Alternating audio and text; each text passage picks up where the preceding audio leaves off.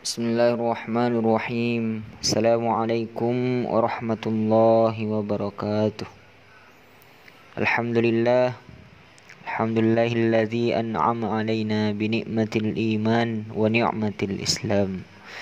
Salatu wassalamu ala asyrafil anbiya'i wal mursalin Sayyidina Muhammadin wa ala alihi wa ashabihi ajma'in, amma ba'd. Pertama-tama, marilah kita memanjatkan puja dan puji syukur kehadirat Allah Subhanahu wa taala. Karena Allah lah yang memberikan kita nikmat sehingga kita bisa bersyukur apa-apa yang telah dilimpahkan oleh kita semua. Begitu pula salawat dan salam tak lupa kita curahkan kepada baginda Nabiullah Muhammad sallallahu alaihi wasallam. Nabi rahmatan lil alamin. Nabi kekasih Allah. Nah, pada kesempatan ini saya dan saudara Aam selaku bertugas makalah atau presentasi pada hari ini, yaitu kelompok 4. Nah, judul makalah kami yaitu tentang talak, pengertian talak dan dasar hukum talak, terus rukun dan syarat talak, terus macam-macam dan bentuk-bentuk talak, dan yang terakhir adalah hikmah talak. Nah, langsung saja yang pertama yang ingin saya bahas tentang talak yaitu pengertian talak. Secara etimologis, talak berarti melepas ikatan.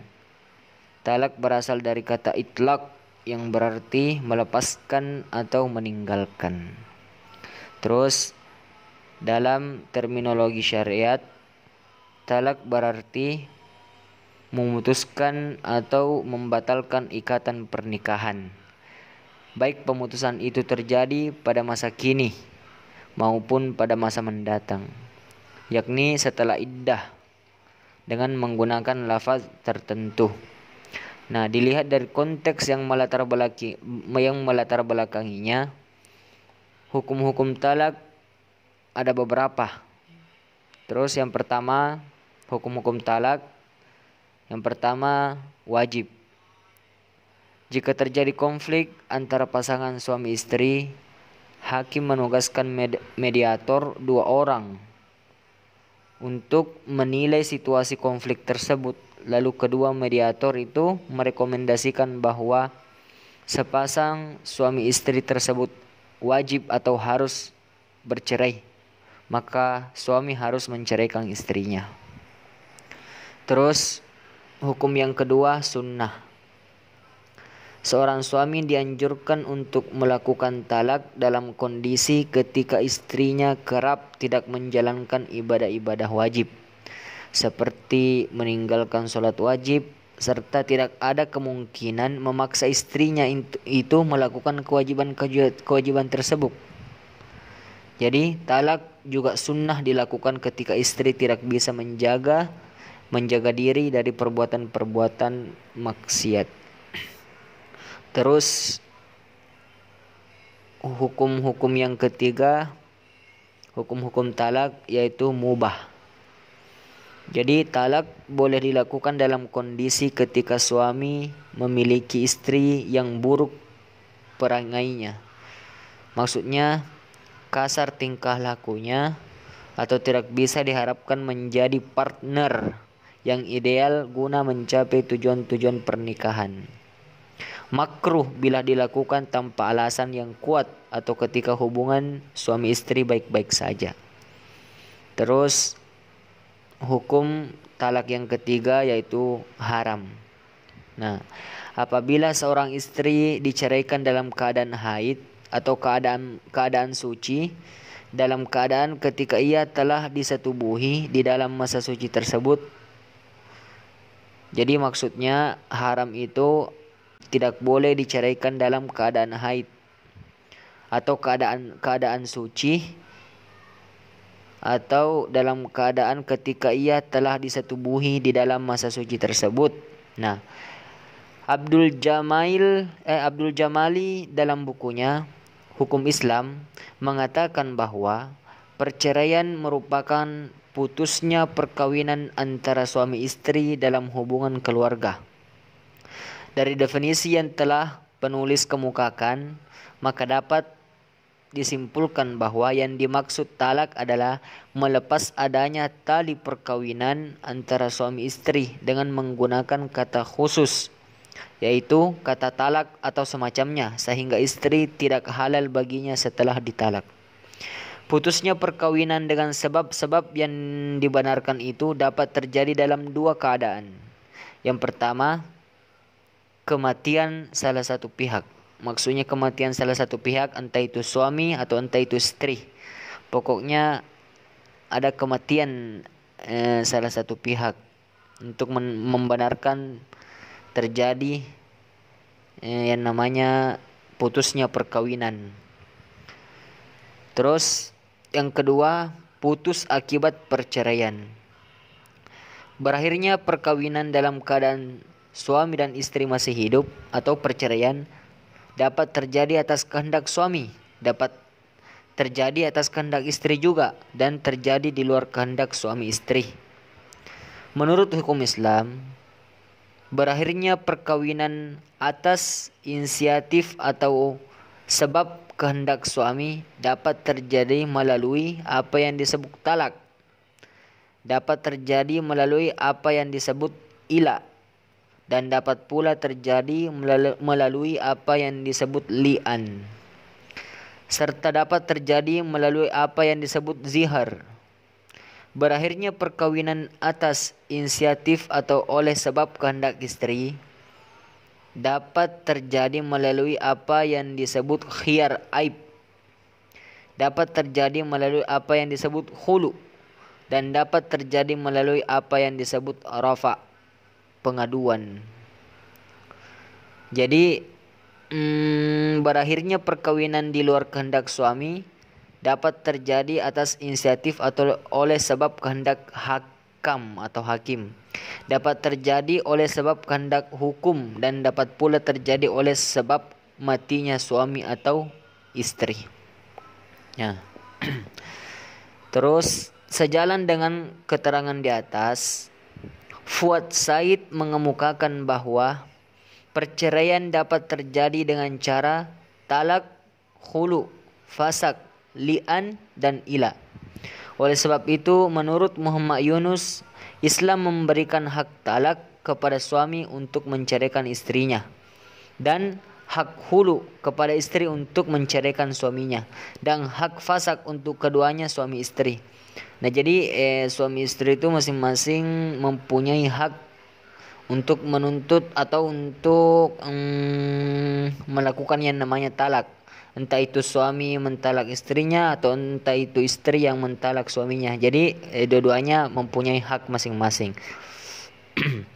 Dengan demikian, maka yang memutuskan perkawinan dan menyebabkan perceraian antara suami istri ialah talak, khulu, fasak. Dalam kompilasi hukum Islam pasal 113 disebutkan bahwa perkawinan dapat putus karena yang pertama kematian, terus yang kedua perceraian, terus yang ketiga putusan pengadilan.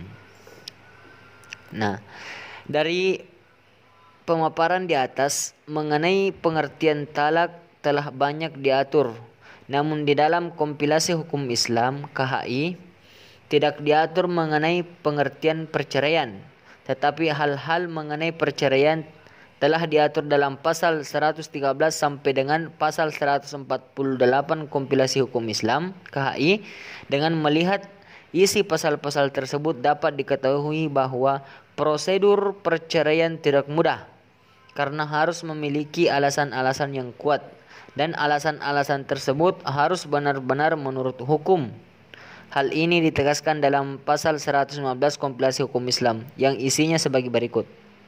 Perceraian hanya dapat dilakukan di depan sidang pengadilan setelah pengadilan yang tersebut berusaha dan tidak berhasil mendamaikan kedua belah pihak.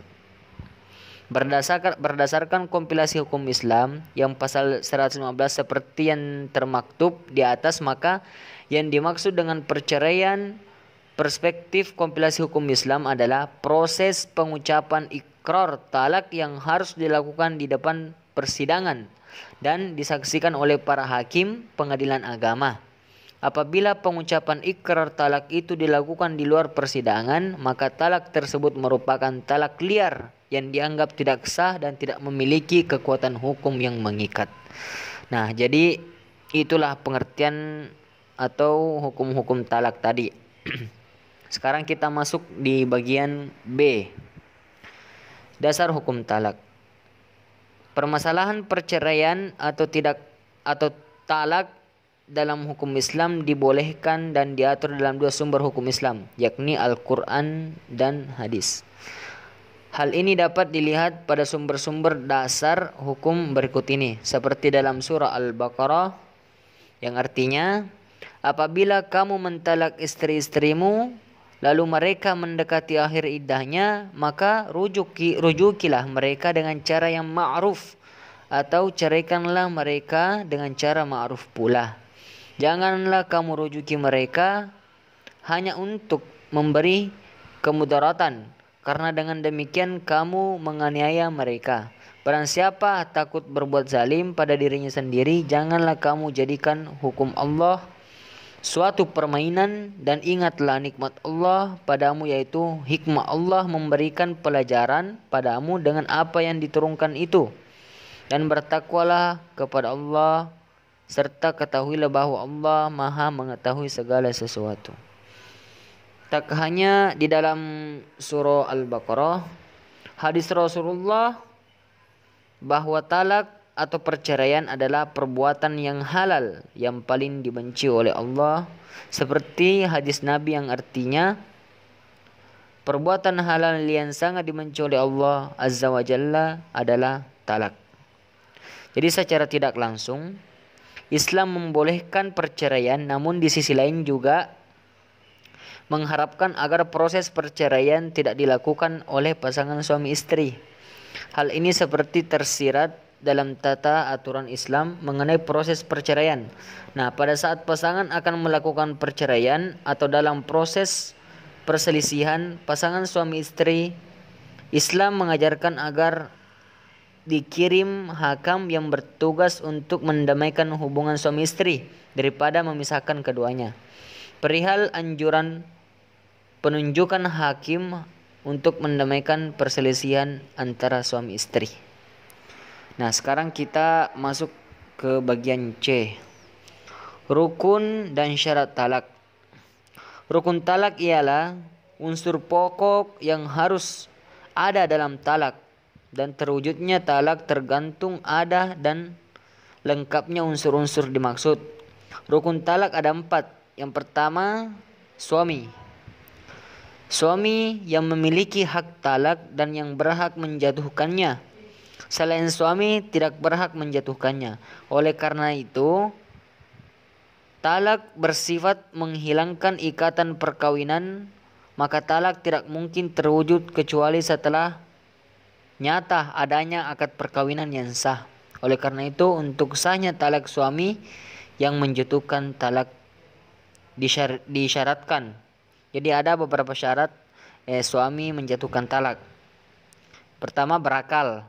Suami yang gila tidak sah menjatuhkan talak. Yang dimaksud dengan gila dalam hal ini ialah hilang akal atau rusak akal karena sakit, termasuk ke dalamnya. Hilang akal karena sakit, panas atau sakit ingatan karena rusak saraf otaknya. Terus yang B, balik. Tidak dipandang jatuh talak yang dinyatakan oleh yang belum dewasa. Terus yang ke C, atas kemauan sendiri. Yang dimaksud atas kemauan sendiri di sini ialah adanya kehendak pada diri suami untuk menjatuhkan talak itu dan jatuhkan atas pilihan sendiri, bukan dipaksa orang lain. Terus Bagian kedua rukun dan syarat talak. Bagian kedua istri. Yang pertama tadi suami, yang kedua istri. Masing-masing suami hanya berhak menjatuhkan talak terhadap istri sendiri. Tidak dipandang jatuh talak yang dijatuhkan terhadap istri orang lain. Untuk sahnya talak bagi istri yang ditalak disyaratkan sebagai berikut. A. Istri itu masih tetap berada dalam perlindungan kekuasaan suami. Istri yang menjalani masa iddah talak raj'i dari suaminya oleh hukum Islam dipandang masih berada dalam perlindungan kekuasaan suami. Karenanya bila masa iddah itu suami menjatuhkan talak lagi, dipandang jatuh talaknya sehingga menambah jumlah talak yang dijatuhkan dan mengurangi hak talak yang dimiliki suami. Terus yang ke B, kedudukan istri yang ditalak itu harus berdasarkan atas akad perkawinan yang sah. Nah, sekarang rukun dan syarat ketiga, hak talak ialah kata-kata yang diucapkan oleh suami terhadap istrinya yang menunjukkan talak, baik itu sa'ri jelas maupun kinayah sindiran, baik berupa ucapan lisan atau tulisan isyarat bagi suami, tunawicara ataupun dengan suruhan orang lain. Terus rukun dan syarat yang keempat, sengaja. Artinya bahwa dengan ucapan talak itu memang dimaksudkan oleh yang mengucapkannya untuk talak, bukan untuk maksud lain. Agar menjadi sah, talak harus memenuhi syarat-syarat tertentu, baik yang berhubungan dengan mutallik, suami yang mentalak, atau mutallaqah, istri yang ditalak yang diucapkan. Nah, sekarang kita masuk bagian D yang akan dipaparkan oleh saudara Aam.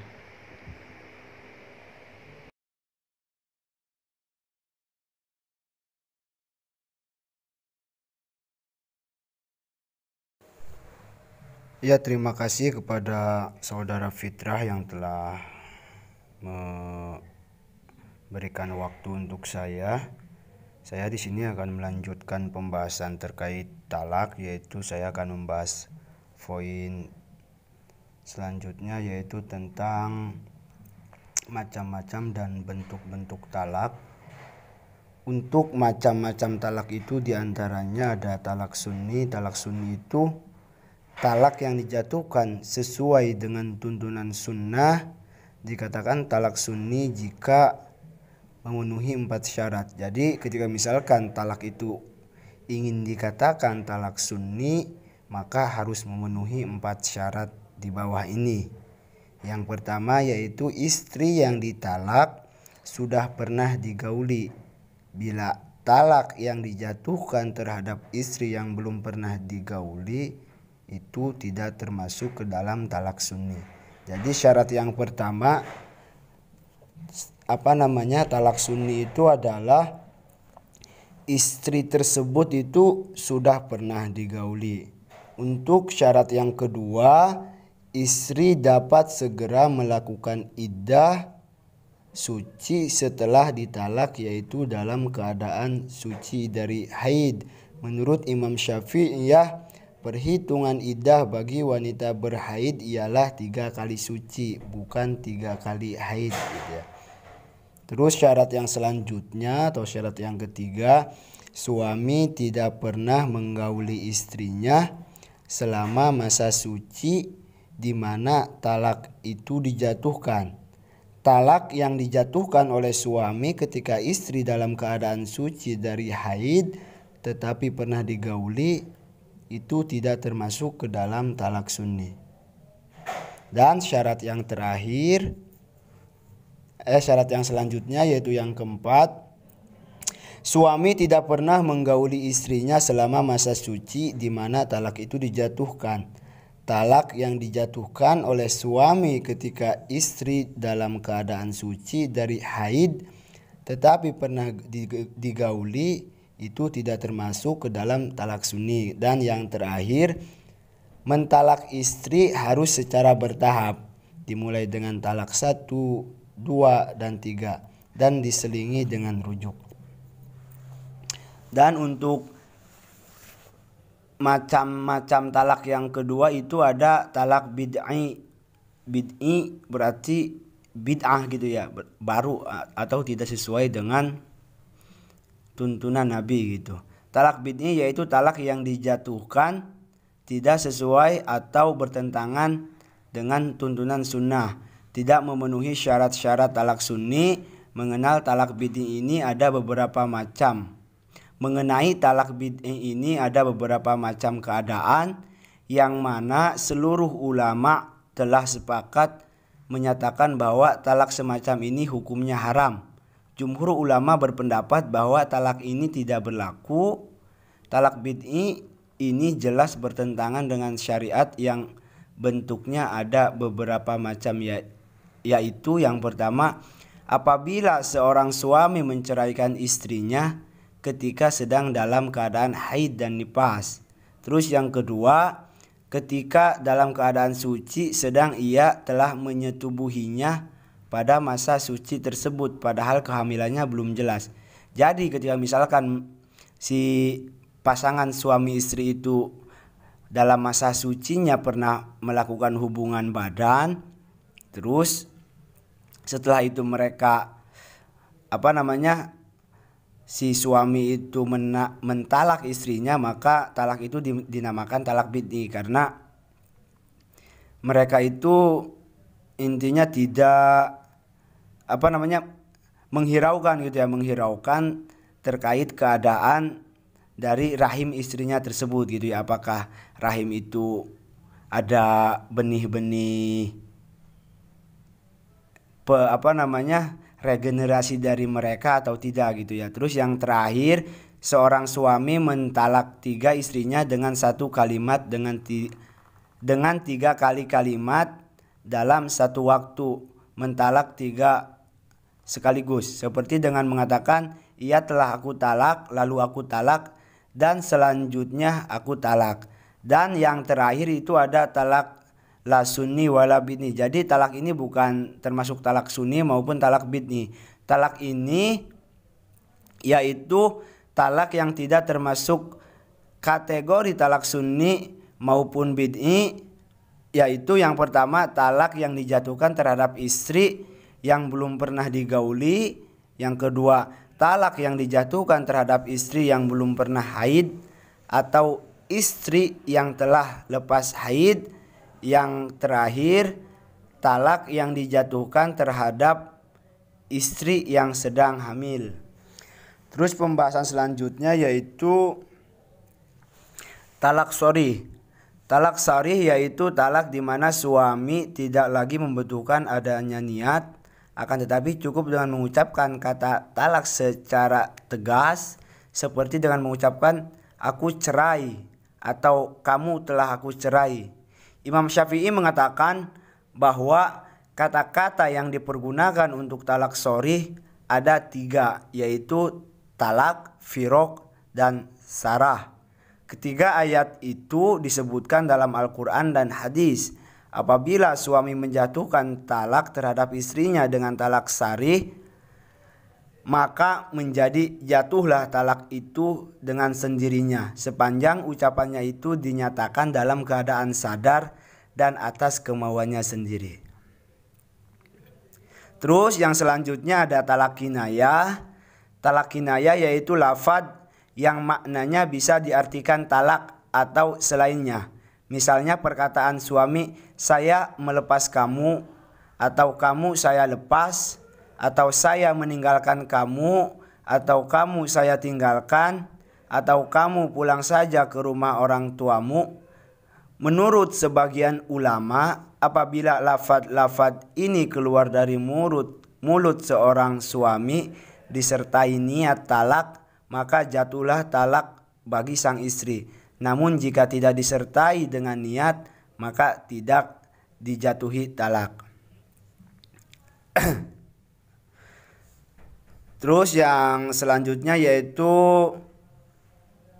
ada talak roj'i. Talak roj'i yaitu talak 1 atau 2 yang dijatuhkan suami pada istri yang telah digauli tanpa ganti rugi. Dalam keadaan ini suami berhak rujuk dengan istri tanpa akad dan mahar. Baru selama rujuk itu dilakukan dalam masa iddah.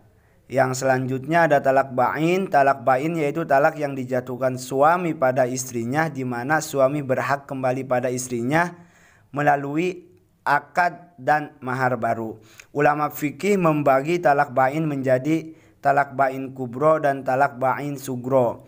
Talak ba'in sugro adalah talak roj'i yang telah habis masa iddahnya, dan talak yang dijatuhkan suami kepada istrinya yang belum pernah dicampuri, dan talak dengan tebusan khuluk. Dalam talak seperti ini suami tidak boleh kembali begitu saja kepada istrinya, akan tetapi harus dengan akad nikah dan mahar baru. Terus yang selanjutnya yaitu bentuk-bentuk talak. Ada talak dengan ucapan, terus talak dengan tulisan, talak dengan isyarat, talak dengan utusan. Itu semuanya sudah dapat dipahami meskipun tidak dijelaskan.